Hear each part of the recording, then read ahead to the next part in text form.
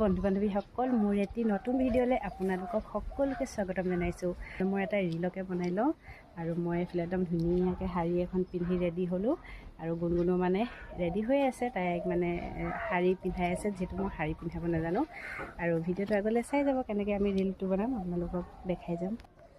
আৰু এইফালে আমাৰ গুণগুণ বাইদেউ ৰেডি শাৰী পিন্ধি দেখিছেনে বাৰু? দুইজনী মানে আজি পিংক এইফালে চাই দিয়া বেটি, দেখিছেনে বাৰু? এয়া আমি দুজনী একদম মানে ধুনীয়াকৈ পিংক কালাৰ শাৰী পিন্ধি, আৰু এইফালে আমাৰ নিচা বাইদেৱে ধুনীয়াকৈ গুণগুণক উলিয়াই দিছে আৰু কেনেকৈ আমি ডান্স কৰিম দেখাই আছোঁ।